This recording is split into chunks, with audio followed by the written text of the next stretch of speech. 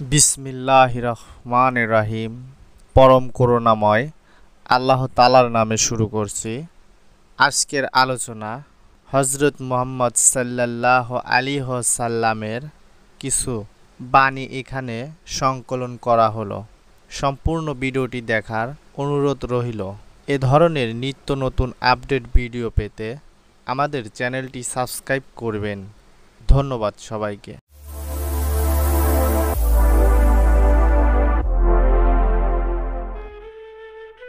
সর্বোত্তম জীবন পদ্ধতি হচ্ছে মুহাম্মদ সাল্লাল্লাহু আলাইহি ওয়াসাল্লামের প্রদর্শিত পদ্ধতি।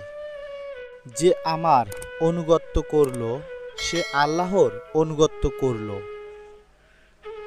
যে আমাকে অমান্য করল সে আল্লাহকে অমান্য করল, যে আমার সুন্নতকে ভালোবাসলো সে আমাকে ভালোবাসলো, যে আমার সুন্নত থেকে বিমুখ হলো সে আমার লোক নয়। আমি আল্লাহর কাছে শেষ নবী হিসেবে লিখিত আছি। আল্লাহ তোমাদের চেহারা, সুরত ও ধন সম্পদ দেখবেন না, তিনি দেখবেন তোমাদের অন্তর ও কাজ।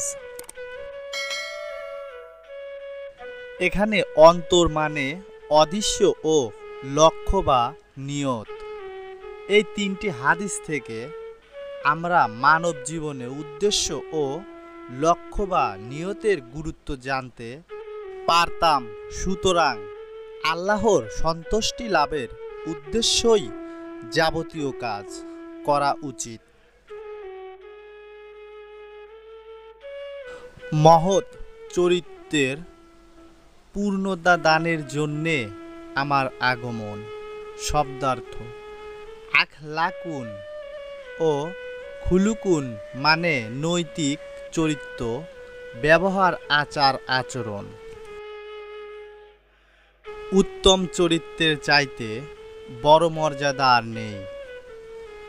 ঈমানের পূর্ণতা লাভকারী মুমিন তারা যাদের নৈতিক চরিত্র উত্তম।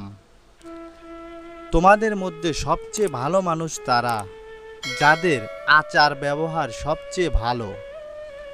আল্লাহর নবীর চরিত্র ছিল ঠিক কুরআনের মতো।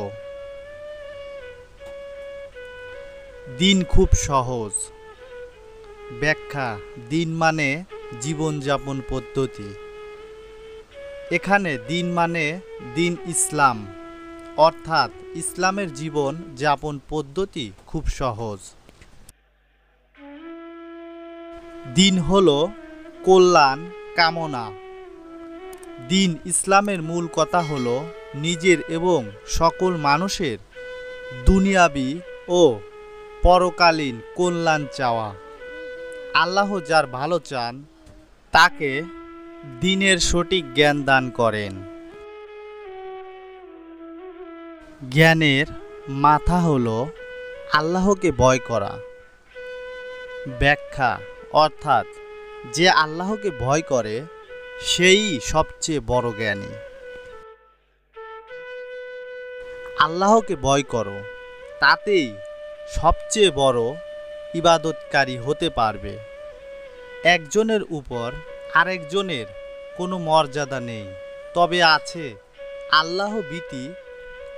শেষ পর্যন্ত ভিডিওটি দেখার জন্য আপনাকে অনেক অনেক ধন্যবাদ।